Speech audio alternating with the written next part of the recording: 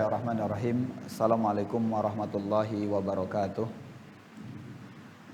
Innal hamdalillah nahmaduhu wa nasta'inuhu wa nastaghfiruh wa na'udzu billahi min sururi anfusina wa min sayyiati a'malina may yahdihillahu fala mudhillalah wa may yudlil fala hadiyalah. Asyhadu an la ilaha illallah wahdahu la syarikalah wa asyhadu anna Muhammadan abduhu wa rasuluh. Allahumma salli wa sallim wa barik wa an'im ala nabiyina wa habibina Muhammad wa ala alihi wa ashabihi ajma'in. Kaum muslimin, para pemirsa yang semoga dirahmati oleh Allah Subhanahu wa taala, kita bersyukur kehadirat Allah Subhanahu wa taala. Di kesempatan pagi hari ini kita bisa kembali bersua untuk melanjutkan pembahasan syarah sahih adab al-islami ini. Dan tentunya kita berharap pada Allah Subhanahu wa taala setiap langkah ataupun aktivitas yang kita lakukan senantiasa menjadi amal baik di sisi Allah Subhanahu wa taala. Kemudian kaum muslimin ikhwatal iman yang semoga dirahmati oleh Allah, kita tidak lupa juga untuk berselawat, menyampaikan salam kita buat Nabi kita Nabi Muhammad sallallahu alaihi wasallam. Allahumma salli ala Muhammad wa ala ali Muhammad. Dan semoga selawat serta salam kita juga dihaturkan atau disampaikan buat keluarga beliau, istri-istri Nabi sallallahu alaihi wasallam, kemudian buat keturunan beliau, buat para sahabat, buat tabi'in dan tabi'ut tabi'in, ataupun buat mereka yang senantiasa berpegang teguh dengan apa yang telah digariskan oleh Nabi kita Nabi Muhammad sallallahu alaihi wasallam. Baiklah para pendengar ataupun para pemirsa yang semoga dirahmati oleh Allah Subhanahu wa taala. Di kesempatan kali ini kita akan melanjutkan dari bab yang kedua tentang adab-adab Islami, yang mana pada pertemuan sebelumnya kita telah memulai tentang adab bangun dari tidur.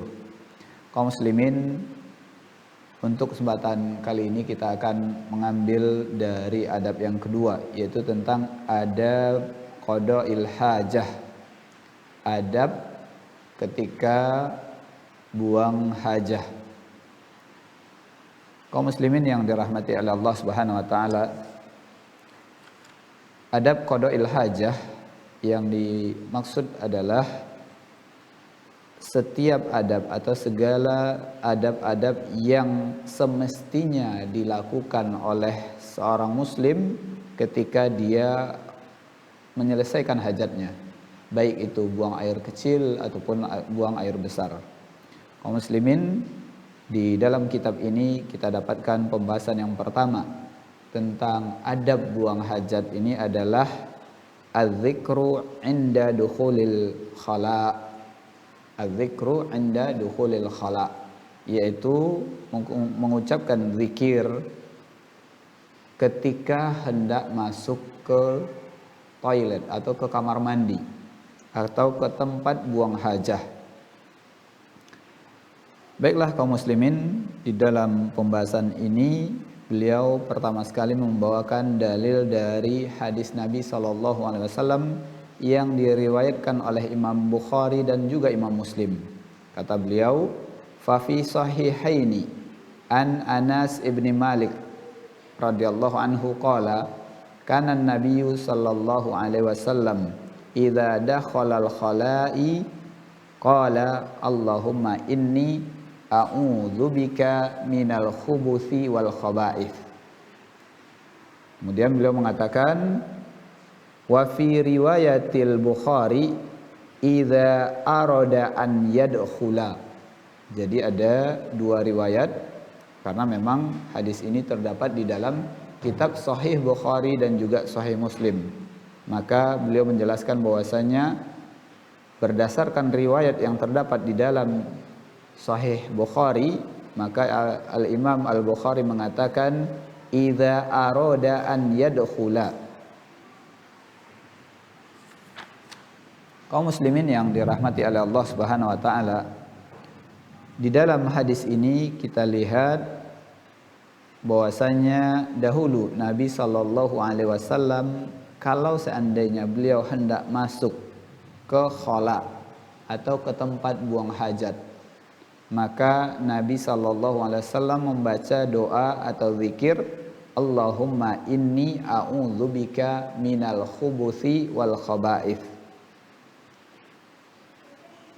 Kemudian kaum muslimin, di sini kita lihat bahwasanya perkataan Nabi sallallahu alaihi wasallam atau perbuatan Nabi sallallahu alaihi wasallam yang diceritakan oleh Anas bin Malik radhiyallahu anhu di sini, apabila Nabi hendak masuk ke tempat buang hajah, ke toilet ataupun di kamar mandi yang ada di situ tempat buang hajahnya, maka Nabi mengajarkan kepada kita untuk berzikir kepada Allah Subhanahu wa taala atau untuk membacakan doa sebagaimana yang beliau ajarkan tersebut. Kemudian kaum muslimin, di sini beliau pensyarah menyebutkan bahwasanya adab pertama di dalam membuang atau dalam kegiatan atau perkara buang hajat ini yaitu membaca zikir ketika hendak masuk ke kamar mandi ataupun ke toilet. Di sini juga beliau menyebutkan bahwasanya adab ini juga berlaku kalau seandainya tempat buang hajat itu tidak berupa ruangan atau tidak berupa bangunan terkhusus. Misalkan, mohon maaf, mungkin ada di antara saudara-saudara kita yang tinggal di pedesaan, mungkin mereka masih menggunakan sungai untuk tempat buang hajat. Maka sebelum mereka memasuki kawasan tersebut, maka hendaklah mereka untuk membaca doa tersebut. Atau sebagaimana yang terjadi mungkin di zaman Nabi SAW atau di zaman dahulu, bahwasanya orang-orang buang hajah di gurun pasir, di tempat yang jauh dari pemukiman masyarakat, atau memang daerah tersebut atau tempat tersebut telah dijadikan oleh kaum muslimin sebagai tempat buang hajah. Maka adab ini juga berlaku untuk mereka yang akan mendatangi tempat tersebut ketika hendak mereka menunaikan hajat mereka. Atau juga beliau menyebutkan bahwasanya pembahasan membaca zikir atau doa sebelum masuk ke toilet atau kamar mandi ini juga berlaku bagi mereka, mohon maaf, mungkin ada di antara kaum muslimin yang sedang terbaring di rumah sakit ataupun di rumah, kemudian hendak menggunakan alat untuk buang air, misalkan pispot dan sebagainya. Maka sebelum menggunakan alat itu juga dianjurkan buat mereka yang sakit, sebelum menggunakan alat tersebut, sebelum alat tersebut disiapkan, maka dia membaca doa ini atau zikir ini, Allahumma inni a'udzubika minal khubuthi wal khaba'is. Kenapa? Karena hakikatnya juga dalam doa ini kita lihat artinya bahwasanya Nabi SAW mengajarkan kepada kita untuk kita berlindung kepada Allah Subhanahu wa taala dari Allahumma inni a'udzubika, ya Allah, sesungguhnya aku berlindung kepadamu dari minal khubuthi wal khaba'is, yaitu dari setan laki-laki ataupun dan juga setan perempuan. Maka salah satu tujuan dari membaca zikir ataupun doa ini adalah kita berlindung kepada Allah Subhanahu wa taala dari setan laki-laki ataupun setan perempuan. Mungkin nanti di riwayat lain kita akan lihat bahwasanya tujuannya adalah agar setan tersebut tidak melihat aurat kita ketika kita buang hajah. Kemudian kaum muslimin yang dirahmati oleh Allah Subhanahu wa taala, di sini beliau juga menjelaskan tentang kalimat minal khubuthi wal khaba'ith, yaitu al khubuthi wal khaba'ith di sini adalah jenis setan laki-laki dan perempuan. Kemudian mohon perlindungannya kita kepada Allah Subhanahu wa taala dari setan laki-laki dan setan perempuan tersebut juga mencakup atau yang dimaksud dengan at-ta'awudzu minasyarri wa ashabihi, yaitu kita berlindung kepada Allah Subhanahu wa taala dari kejahatan dan juga orang yang akan melakukan kejahatan tersebut. Dalam hal ini yaitu kejahatan setan. Baik dia akan melihat aurat kita, kemudian juga kita berlindung pada Allah Subhanahu wa taala agar terhindar dari kejahatan ataupun keburukan yang akan diperbuat oleh setan tersebut kepada kita. Kemudian kaum muslimin yang dirahmati oleh Allah Subhanahu wa taala, di dalam pembahasan hadis yang pertama yang kita bacakan tadi, bahwasanya Nabi SAW berlindung kepada Allah atau membacakan doa yang makna dari doa itu adalah berlindung kepada Allah dari setan laki-laki dan setan perempuan sebelum masuk ke tempat buang hajah. Ini menunjukkan bahwasanya begitu sempurnanya agama Islam ini, sehingga semua urusan yang ada di dalam kehidupan kaum muslimin diatur ataupun diajarkan oleh Nabi kita Nabi Muhammad sallallahu alaihi wasallam. Jangankan urusan besar, masalah negara, masalah politik dan sebagainya, masalah perekonomian, bahkan urusan kecil untuk masuk ke dalam kamar mandi pun, untuk buang hajat pun, agama kita telah mengajarkan kepada kita bagaimana adab yang benar ketika kita buang hajat. Salah satunya itu sebelum masuk kita membacakan zikir sebelum masuk ke dalam khala ataupun kamar mandi ataupun tempat buang hajat tersebut. Kemudian kaum muslimin yang dirahmati Allah sallallahu alaihi wasallam, artinya apa? Di sini kita lihat bahwasanya Anas bin Malik, sahabat Nabi sallallahu alaihi wasallam, mengatakan kana Nabi sallallahu alaihi wasallam, dahulunya Nabi. Artinya beliau melihat apa yang dilakukan oleh Nabi sallallahu alaihi wasallam. Artinya bahwasanya para sahabat begitu semangatnya mereka untuk melihat apa saja yang dilakukan oleh Nabi dalam kehidupan Nabi sallallahu alaihi wasallam, sehingga mereka jadikan pelajaran. Hatta atau sampai pun urusan masuk kamar mandi mereka perhatikan apa yang dilakukan oleh Nabi sebelum masuk ke dalam kamar mandi ataupun tempat buang hajat. Ternyata Anas bin Malik temukan atau dapati bahwasanya Nabi sebelum masuk kamar mandi membaca zikir, Allahumma inni a'udzubika minal khubuthi wal khaba'is. Nah, oleh sebab itu faedah yang berikutnya yang kita dapatkan bahwasanya begitu semangatnya para sahabat untuk mempelajari segala sesuatu yang datangnya dari Nabi sallallahu alaihi wasallam. Begitu juga hendaknya kita sebagai seorang muslim, kita begitu semangat mestinya mengetahui sunnah-sunnah apa saja yang dilakukan oleh Nabi SAW yang harus kita praktekkan dalam kehidupan kita sehari-hari. Kemudian kaum muslimin yang dirahmati oleh Allah Subhanahu wa taala, di dalam pembahasan zikir sebelum masuk ke dalam tempat buang hajat ini ada juga yang menyebutkan bahwasannya disunahkan pula untuk membaca basmalah sebelum masuk kamar mandi ataupun toilet. Namun harus kita perhatikan bahwasanya doa-doa ini hendaklah kita baca sebelum masuk kamar mandi ataupun sebelum masuk ke tempat buang hajat tersebut, apalagi bacaan yang ada lafzul jalalahnya.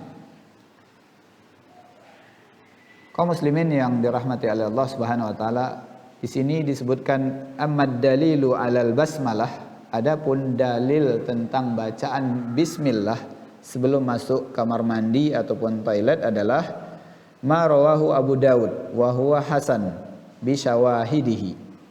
Itu apa yang diriwayatkan oleh Imam Abu Daud dan beliau mengatakan hadis ini adalah hadis yang hasan dengan syawahidnya. An Ali ibni Abi Thalib, dari Ali bin Abi Thalib, anna Rasulullah sallallahu alaihi wasallam qala sattiru ma baina ainil jinni wal aurati bani adam idza dakhala ahaduhum al khalaa an yakula bismillah. Jadi sebuah riwayat hadis dari sahabat Ali bin Abi Thalib mengatakan bahwasanya pembatas ataupun sesuatu yang akan menghalangi antara pandangan jin atau pandangan mata jin dan auratnya Bani Adam, yaitu auratnya manusia, adalah idza dakhala ahaduhumul khala'a an yakula bismillah, yaitu apabila mereka masuk atau salah satu di antara mereka, yaitu dari manusia Bani Adam, ke dalam khala atau ke tempat buang hajat, maka hendaklah dia membaca bismillah. Atau bismillah, ucapan bismillah itulah yang akan menjadi pembatas atau penghalang antara pandangan atau pandangan jin terhadap auratnya Bani Adam atau auratnya manusia. Oleh sebab itu, dari hadis ini kita dapatkan pelajaran bahwasanya juga disunnahkan bagi kita ketika sebelum memasuki kamar mandi, toilet ataupun tempat buang hajat yang lainnya, agar setan tidak bisa melihat auratnya kita, adalah dengan membacakan basmalah. Kemudian kaum muslimin yang dirahmati oleh Allah Subhanahu wa taala, kemudian adab yang kedua yang disebutkan dalam pembahasan ini, yaitu adamu istiqbalil kiblah wa istidbariha fil khala'i dunal bunyan, yaitu tidak menghadap ke arah kiblat dan juga tidak membelakanginya pada tempat buang hajat ataupun toilet, kamar mandi atau tempat buang hajat secara umum, dunal bunyan, yaitu tanpa adanya bangunan. Artinya tidak boleh seseorang menghadap kiblat ataupun membelakangi arah kiblat ketika berada di tempat buang hajat yang tidak ada bangunannya atau di tempat yang terbuka. Di sini beliau pertama membawakan hadis dari Sahihain atau Sahih Bukhari wa Muslim. Fa fi sahihaini an Abi Ayyub qala Rasulullah sallallahu alaihi wasallam, idza ataitumul ghaid fala tastakbilul qiblah wala tastadbiruha walakin syarriku au gharribu. Jadi di sini kita lihat Nabi Shallallahu Alaihi Wasallam mengatakan, apabila kalian mendatangi tempat buang hajat, maka janganlah kalian menghadap ke arah kiblat ataupun membelakanginya. Kata Nabi, walakin menghadaplah ke barat, menghadaplah ke timur ataupun ke barat. Kaum muslimin yang dirahmati oleh Allah Subhanahu wa taala, jadi dalam hadis ini Nabi melarang kita untuk menghadap ke arah kiblat ataupun membelakangi arah kiblat. Kemudian Nabi mengatakan, walakin hendaklah dia menghadap ke barat ataupun ke timur. Kaum muslimin, kenapa Nabi SAW mengatakan hendaklah seseorang itu tidak menghadap kiblat dan juga tidak membelakanginya, tapi hendaklah menghadap ke barat ataupun menghadap ke timur? Karena kita ketahui bahwasanya posisi kota Madinah itu berada di utara dari kota Mekah atau dari arah Ka'bah yang merupakan kiblat kaum muslimin.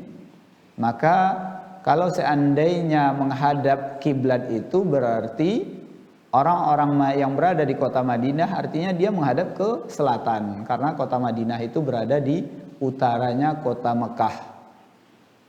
Oleh sebab itu makanya kata Nabi SAW, janganlah menghadap ke arah kiblat sementara kiblatnya kaum muslimin atau kota Mekah atau Ka'bah itu berada di selatannya kota Madinah. Namun hendaklah menghadap ke barat, kata Nabi SAW, atau menghadap ke timur. Karena memang posisi kiblat bagi orang-orang yang berada di Madinah yaitu di bagian selatannya mereka.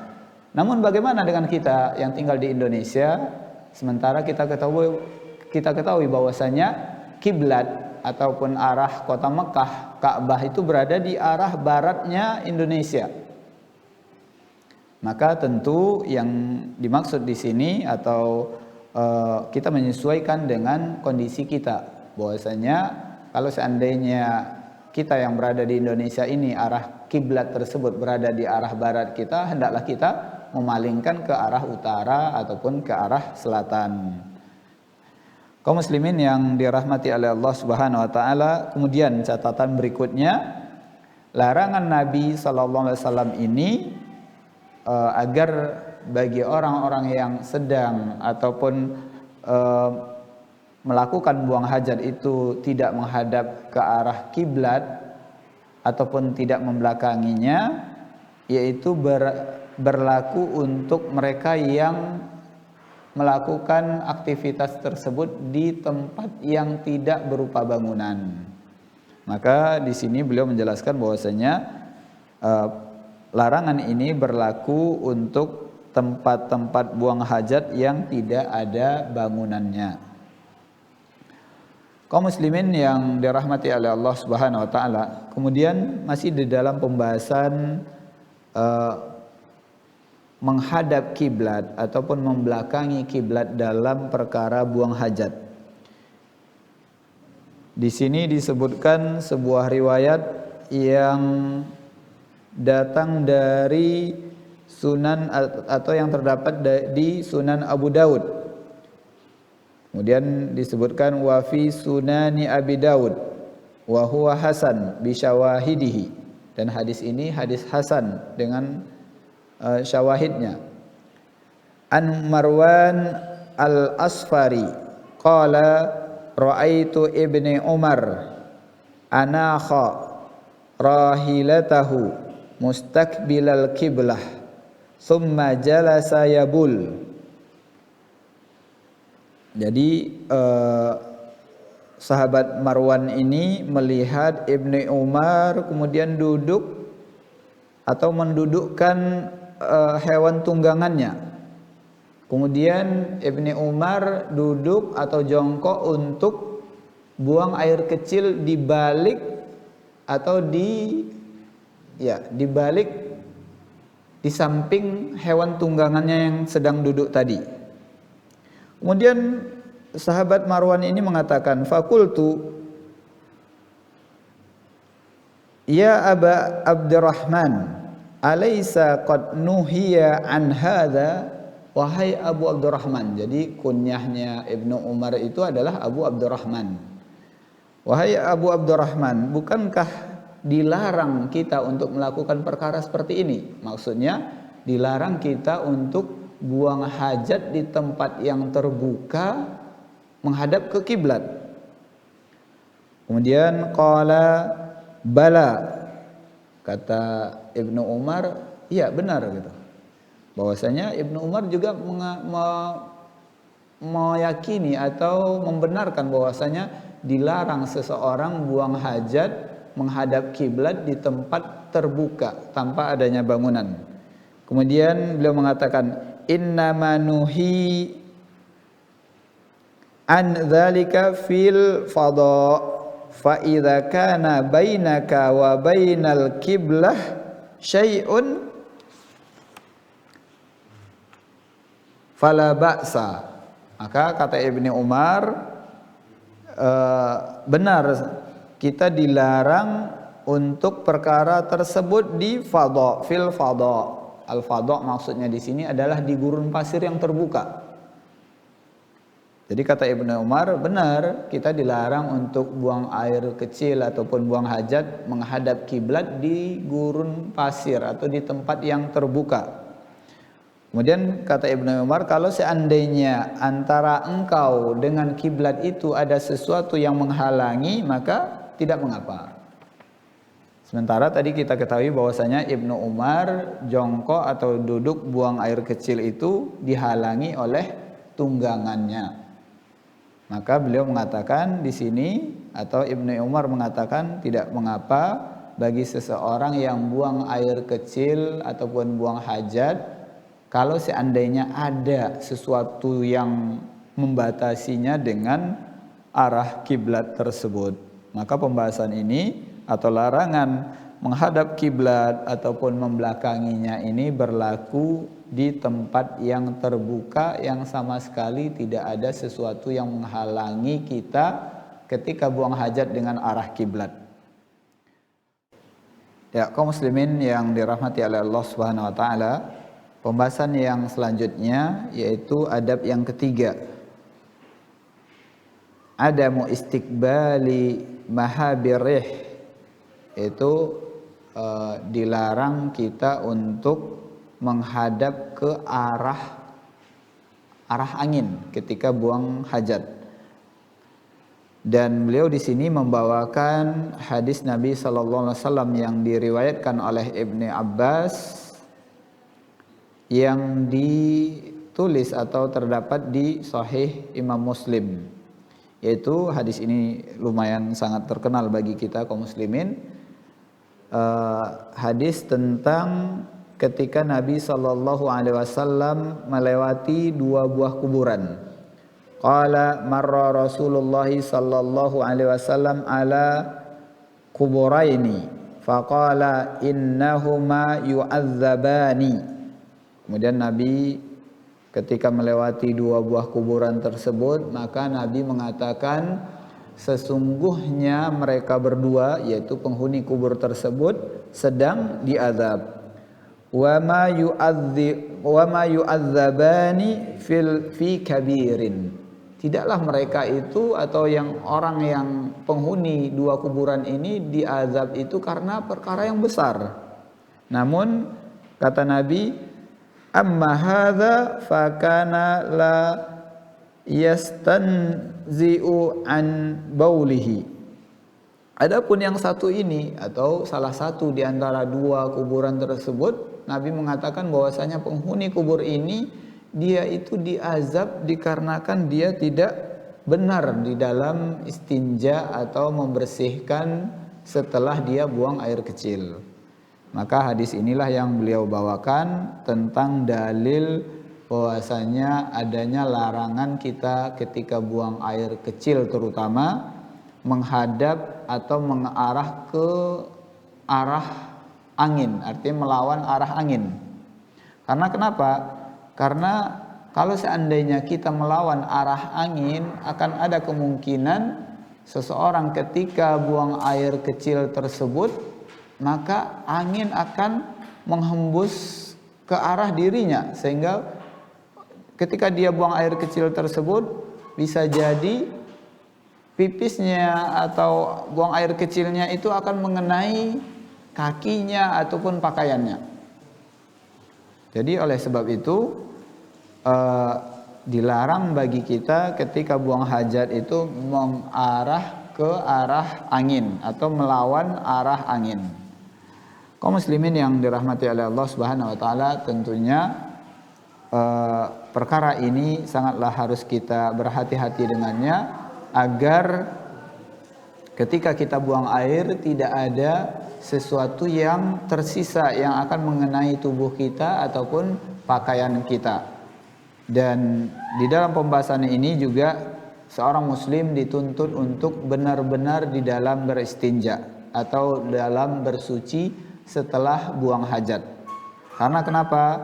Nabi SAW menyebutkan tadi bahwasanya salah satu dari penghuni kubur yang sedang diazab oleh malaikat di dalam kuburannya tersebut, bahwasanya karena perkara yang bukanlah perkara yang amat besar, namun mungkin perkara ini dianggap remeh ataupun sepele bagi sebagian manusia, namun ternyata dampaknya adalah orang yang tidak benar di dalam beristinja ataupun tidak baik atau tidak beres dalam urusan bersuci setelah buang air besar ataupun setelah buang air kecil akan diazab oleh Allah Subhanahu wa taala ketika berada di dalam kuburnya. Kemudian kaum muslimin, faedah yang lain yang mungkin yang bisa kita ambil di dalam pembahasan ini, hadis ini juga menunjukkan bahwasannya kebenaran adanya azab dan nikmat kubur.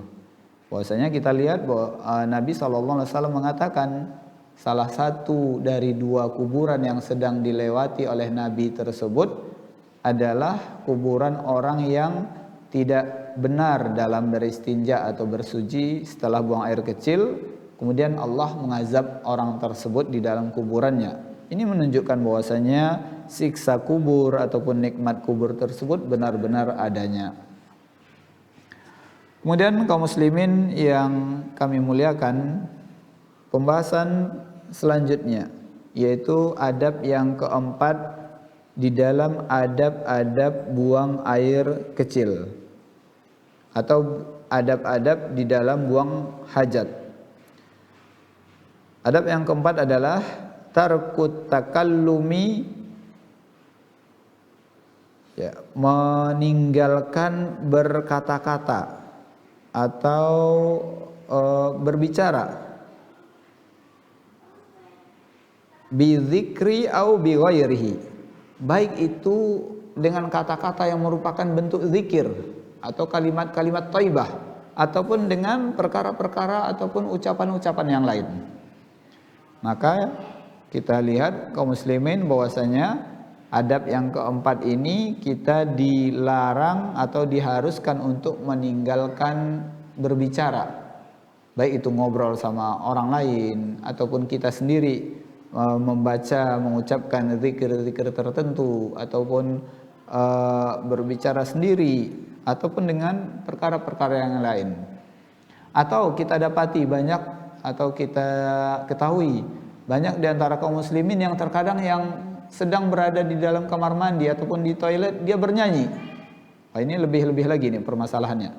Karena untuk berbicara saja kita dilarang ketika buang hajat, apalagi ditambah dengan sesuatu yang bukanlah bagian dari syariat atau sesuatu yang dilarang pula oleh syariat. Misalkan ada di antara kaum muslimin yang ketika berada di dalam toilet ataupun di tempat buang hajat dia bernyanyi, maka ini lebih-lebih lagi perkaranya.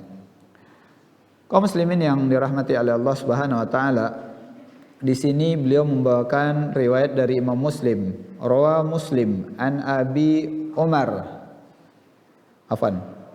an Ibni Umar anna rajulan, beliau menyebutkan anna rajulan sallama ala Nabi sallallahu alaihi wasallam wa huwa yabul falam yaruddu alaihi. Jadi hadis yang kita bacakan tadi diriwayatkan oleh Imam Muslim dari sahabat Ibni Umar, di mana Ibni Umar mengatakan bahwasanya ada seorang laki-laki kemudian mengucapkan salam kepada Nabi sallallahu alaihi wasallam, sementara waktu itu Nabi sedang buang air kecil. Maka kata Ibni Umar, falam yarud alaihi, maka Nabi SAW tidak menjawab salam yang diucapkan laki-laki tersebut karena Nabi sedang buang air kecil.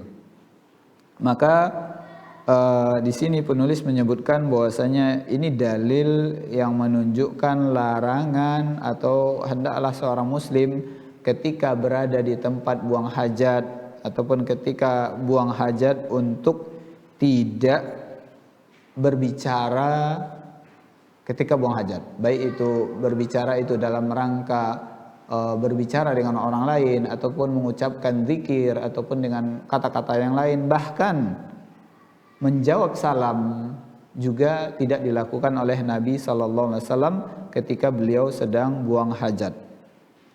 Kaum muslimin, di sini beliau juga menyebutkan bahwasanya meninggalkan berbicara ataupun ngobrol ini mencakup kepada semua perkara yang namanya atau dalam urusan berbicara.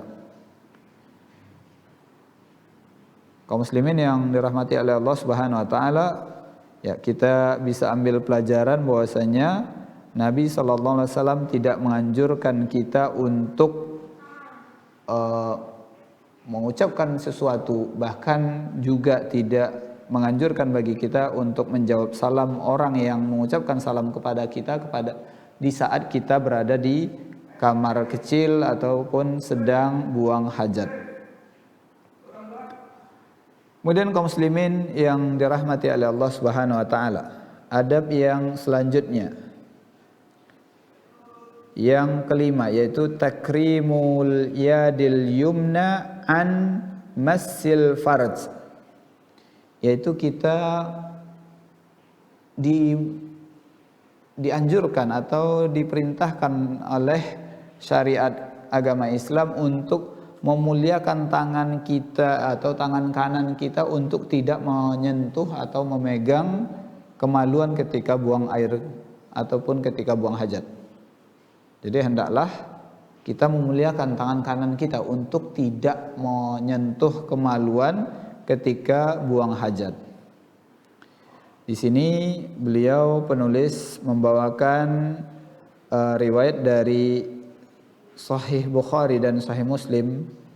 Fa fi sahihaini an Abi Qatadah anin Nabi sallallahu alaihi wasallam qala idza bala ahadukum fala ya'khudhanna dzakarahu biyaminihi wala yastanji biyaminihi wala yatanaffas fil ina'i. Jadi hadis yang beliau bawakan di dalam pembahasan adab yang kelima ini adalah hendaklah seseorang memuliakan tangan kanannya untuk tidak menyentuh kemaluannya ketika dia buang hajat. Kita lihat hadis yang diriwayatkan oleh sahabat Abi Qatadah tadi, bahwasanya Nabi mengatakan, apabila seseorang di antara kalian buang air kecil, maka janganlah dia untuk menggunakan tangan kanannya ketika menyentuh kemaluannya, dan janganlah dia melakukan atau menggunakan tangan kanannya untuk beristinja.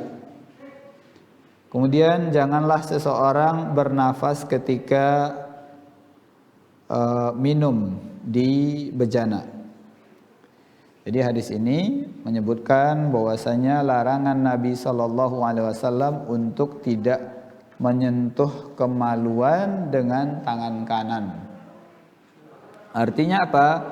Ketika seseorang hendak buang air kecil, hendaklah dia menyentuh kemaluannya dengan menggunakan tangan kiri, jangan menggunakan tangan kanan. Artinya bahwasanya agama Islam memuliakan tangan kanan kita untuk perkara-perkara yang baik. Memuliakan tangan kanan kita untuk perkara-perkara yang baik. Kita dianjurkan untuk tidak menggunakan tangan kanan ini kepada perkara-perkara yang sifatnya untuk buang air kecil dan sebagainya. Kemudian kaum muslimin yang dirahmati oleh Allah Subhanahu wa taala, di adab yang keenam, maka adab keenam ini kita lihat bahwasanya ini kaitannya dengan adab yang kelima tadi, yaitu adamul istinja biyamin. Adamul istinja bil yamin, yaitu dilarangnya kita untuk beristinja dengan tangan kanan, sebagaimana yang tadi ada di bab yang atau di adab yang kelima, bahwasanya seseorang dilarang untuk beristinja dengan tangan kanannya. Kaum muslimin yang dirahmati oleh Allah Subhanahu wa taala, tentu ini merupakan ajaran syariat agama kita yang dibawakan oleh Nabi sallallahu alaihi wasallam. Hendaklah kita untuk membiasakannya untuk tidak menyentuh kemaluan ketika buang air kecil dengan tangan kanan dan beristinja dengan tangan kiri. Hadis yang beliau bawakan di dalam pembahasan ini yaitu hadis yang diriwayatkan oleh Abu Daud bisanadin hasanin an Hafsah zaujin Nabi sallallahu alaihi wasallam, yaitu dari Ummul Mukminin Hafsah, istri Nabi sallallahu alaihi wasallam, anna Nabiyya sallallahu alaihi wasallam kana yaj'ala yaminahu li ta'amihi wa syarabihi. Jadi kata Hafsah radhiyallahu anha mengatakan bahwasanya dahulu Nabi sallallahu alaihi wasallam menggunakan tangan kanannya itu untuk makan dan untuk minum. Kemudian wa yaj'ala shimalahu lima siwa dzalika, yaitu dan Nabi menggunakan tangan kirinya untuk selain perkara-perkara yang baik tadi. Ya, kita ketahui bahwasanya makan, minum dan sebagainya itu adalah perkara-perkara yang baik, perkara-perkara yang mulia yang akan dilakukan oleh seorang hamba. Maka Nabi menggunakan tangan kanan di dalam urusan tersebut. Kemudian kata Hafsah tadi mengatakan Nabi menggunakan tangan kirinya untuk perkara selain itu. Maka di sini dijelaskan bahwasanya maksud dari perkara selain dari itu adalah perkara-perkara yang di luar dari urusan makan, minum, mungkin memegang mushaf dan lainnya, maka masuk di dalam cakupan perkara-perkara yang selain yang disebutkan tadi. Bahwasanya Nabi SAW menggunakan tangan kiri beliau itu untuk perkara-perkara yang semisal dari buang hajat, ketika buang air kecil, beristinja dan sebagainya. Kemudian kaum muslimin yang dirahmati oleh Allah Subhanahu wa taala, dari beberapa adab-adab buang hajat yang disebutkan di sini bahwasanya banyak perkara yang terkadang mungkin kita anggap adalah perkara-perkara yang sepele, namun sangat penting urusannya di sisi Allah Subhanahu wa taala, karena syariat agama Islam, syariat yang dibawakan oleh Nabi sallallahu alaihi wasallam ini adalah perkara-perkara yang sudah ditetapkan oleh Allah dan Rasul-Nya. Maka oleh sebab itu janganlah ada di antara kita kaum muslimin yang terkadang menganggap hal ini perkara yang biasa, perkara-perkara yang remeh, perkara-perkara yang sepele, sehingga masih ada terkadang di antara manusia ataupun kaum muslimin yang menyentuh kemaluannya ketika buang air kecil dengan tangan kanannya ataupun sebagainya. Maka hendaklah kita untuk menegakkan adab-adab tersebut sehingga kita benar-benar menjadi orang-orang yang mengikuti sunnah-sunnah ataupun adab-adab yang telah diajarkan oleh Nabi Sallallahu Alaihi Wasallam. Kemudian kaum muslimin, adab yang selanjutnya adalah adamu qada'il hajah fit tariqi. Adab ini yaitu larangan atau tidak bolehnya buang hajat di jalan. Ya, mungkin kaum muslimin yang dirahmati oleh Allah Subhanahu wa taala, sesuatu yang agak aneh ya bagi kita kalau seandainya disebutkan larangan atau tidak buang hajat di jalan. Kalau kita pikir, ya masa sih ada seorang muslim yang buang air kecil ataupun buang hajat yang lainnya di jalan. Namun terkadang kaum muslimin yang dirahmati oleh Allah Subhanahu wa taala, ada aja orang yang melakukan perkara ini. Dia buang air kecil seenaknya saja di jalanan ataupun di tempat-tempat yang biasa digunakan oleh kaum muslimin untuk lewat. Atau terkadang ada yang kita dapati mungkin ya tidak di jalan, namun ada orang-orang, ya saudara-saudara kita dari kaum muslimin yang buang air kecilnya di halte ataupun di tempat-tempat umum yang lainnya. Maka haruslah kita perhatikan bahwasanya ini adalah larangan dari syariat agama Islam yang dibawakan oleh Nabi kita, Nabi Muhammad sallallahu alaihi wasallam. Kemudian kaum muslimin yang dirahmati oleh Allah Subhanahu wa taala, ya disebutkan bahwasanya larangan buang air kecil ataupun buang hajat di jalan ini benar-benar sangat diperhatikan oleh agama kita. Apalagi kaum muslimin kondisi zaman dahulu. Kondisi zaman dahulu kita ketahui bahwasanya mereka yang tinggal di daerah gurun pasir sana mungkin didapati bahwasanya jalan yang mereka gunakan itu juga berupa gurun pasir, sama dengan tempat yang lainnya, sehingga mereka tidak perhatian dengan apakah jalan ini akan ditempuh atau dilewati oleh manusia atau tidak, sehingga dia buang air kecil di situ. Atau mungkin di tempat kita yang tinggal di Indonesia, bagi mereka yang mungkin tinggal di pedesaan, ada di antara mereka yang terkadang buang air kecil ataupun ya buang hajat di jalan setapak, yang mana padahal jalan itu digunakan oleh manusia untuk lewat atau berlalu lalang di tempat tersebut. Baik kaum muslimin yang kami muliakan karena Allah Subhanahu wa taala. Pembahasan adab yang selanjutnya yaitu larangan buang air kecil di tempat wudu ataupun tempat mandi.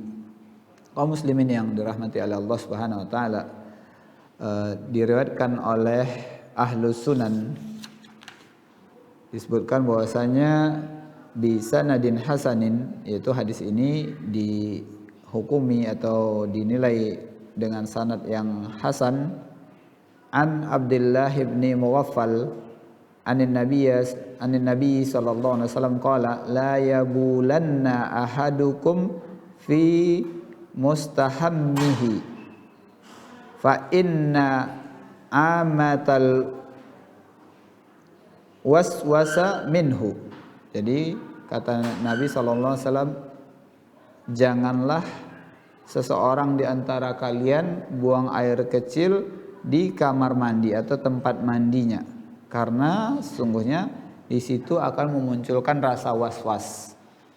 Jadi kaum muslimin yang dirahmati oleh Allah Subhanahu wa taala, dilarang bagi kita untuk buang air kecil di tempat wudu, di tempat yang memang disengajakan tempat wudu. Maka hendaklah di rumah kita juga semampu mungkin kalau bisa kita pisahkan antara tempat wudu kita dengan kamar mandi ataupun toilet, karena agar tidak terjadi penyatuan tempat. Ya mungkin di zaman sekarang agak sulit ya bagi kita untuk melakukan hal ini, namun semaksimal mungkin kita usahakan kalau bisa jangan kita buang air kecil di tempat wudu.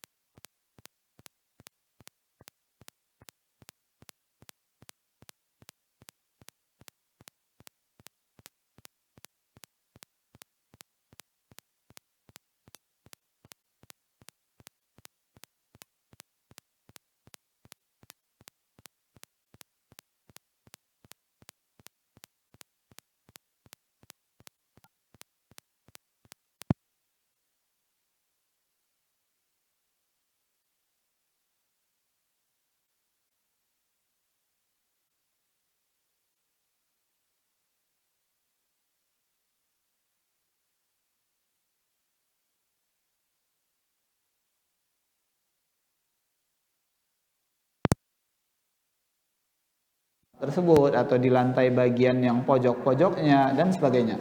Oleh sebab itu semaksimal mungkin kita usahakan memisahkan antara tempat buang air kecil dan tempat wudu. Kemudian kaum muslimin yang dirahmati oleh Allah Subhanahu wa taala, pembahasan yang selanjutnya adab dalam buang hajat ini adalah adamu qada'il hajah fil ma', yaitu dilarang buang air atau buang hajat tersebut di air.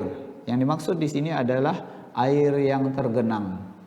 Kaum muslimin yang dirahmati oleh Allah Subhanahu wa taala, mungkin kita ketahui ya bahwasanya dulu di zaman Nabi ataupun di daerah gurun pasir sana ada tempat-tempat tertentu yang berupa lembah, kemudian di situ ada air tergenang, maka dilarang bagi seorang mukmin atau seorang yang beragama Islam untuk buang hajat di situ. Karena bisa jadi nanti air tersebut digunakan oleh orang lain untuk mandi ataupun melakukan kebutuhan yang lainnya. Maka dilarang bagi kita untuk buang hajat di air yang tergenang tersebut. Mungkin beda ya dengan kondisinya di sungai yang airnya mengalir. Kemudian kaum muslimin, di sini beliau membawakan riwayat dari Imam Muslim an Jabir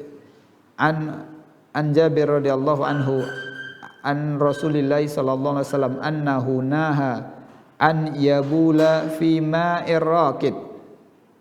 Kemudian hadis yang berikutnya fi sahihain, yaitu di dalam kitab Sahih Bukhari dan Sahih Muslim. An Abi Hurairah radhiyallahu anhu anin Nabi sallallahu alaihi wasallam qala la yabulanna ahadukum fil ma'id daim thumma yaghtasilu minhu. Ya, hadis yang kedua, kata Nabi sallallahu alaihi wasallam yang terdapat di dalam Sahihain melalui sahabat Abu Hurairah, janganlah salah seorang di antara kalian buang air kecil di air yang tergenang dan kemudian dia mandi di situ atau mandi dari air tersebut. Kaum muslimin yang dirahmati oleh Allah Subhanahu wa taala, mungkin pembahasan ini ada kaitannya dengan pembahasan fikih. Karena di dalam pembahasan fikih nanti akan dibahas kadar jumlah air seberapa yang dilarang oleh syariat untuk kita tidak boleh buang air atau buang hajat di situ atau menggunakan air yang tergenang tersebut. Jadi oleh sebab itu, untuk lebih amannya agar seseorang tidak buang air atau tidak buang hajat di tempat air yang tergenang yang kemungkinan ada orang lain yang akan menggunakan air tersebut. Baiklah kaum muslimin yang dimuliakan oleh Allah Subhanahu wa taala, dengan ilmu itu ada 9 adab buang hajat yang bisa kita sampaikan di dalam pertemuan ini, yang mana semestinya di buku ini ada sekitar 16 adab. Jadi masih ada beberapa adab lagi yang belum kita bacakan. InsyaAllah nanti akan kita lanjutkan pada pertemuan selanjutnya. Kemudian kaum muslimin yang dirahmati oleh Allah Subhanahu wa taala, setelah kita membacakan ataupun mengetahui adab-adab Islam tentang buang hajat ini, hendaklah kita berusaha mengamalkannya di dalam kehidupan kita sehari-hari. Kemudian kalau seandainya ada hal-hal yang rasanya mungkin agak berat ya bagi kita untuk mengamalkannya, namun kita akan sebaiknya untuk terus berusaha mengamalkannya. Misalkan tadi memisahkan antara tempat wudu dengan tempat mandi, memisahkan tempat wudu dengan tempat buang air kecil, itu ya perlu kita perhatikan tentang perkara-perkara tersebut. Kaum muslimin yang dirahmati oleh Allah Subhanahu wa taala, mudah-mudahan dengan mengamalkan segala sesuatu yang telah diajarkan oleh Nabi kita Nabi Muhammad sallallahu alaihi wasallam dalam adab-adab buang hajat ini, kita mendapatkan kebaikan di situ. Kita mendapatkan pahala yang banyak. Kemudian Allah akan gantikan kesusahannya kita untuk mengamalkan tersebut dengan ganjaran yang berlipat ganda ataupun dengan kebaikan yang lain yang akan diberikan oleh Allah Subhanahu wa taala. Kaum muslimin, jangan pernah kita meremehkan sebuah perkara yang ada di dalam syariat agama Islam ini, karena itu semuanya adalah perkara yang akan kita pertanggungjawabkan di hadapan Allah Subhanahu wa taala. Demikian pertemuan kita pada kesempatan kali ini. Insyaallah kita akan lanjutkan pada pertemuan yang akan datang, masih di dalam adab-adab qada'il hajah ataupun adab-adab buang hajat. Demikian, mohon maaf atas segala kekurangan. Wassallallahu ala nabiyina wa habibina Muhammad wa ala alihi wa sahbihi ajma'in. Subhanakallahumma wa bihamdik, asyhadu an la ilaha illa anta astaghfiruka wa atubu ilaik. Assalamualaikum warahmatullahi wabarakatuh.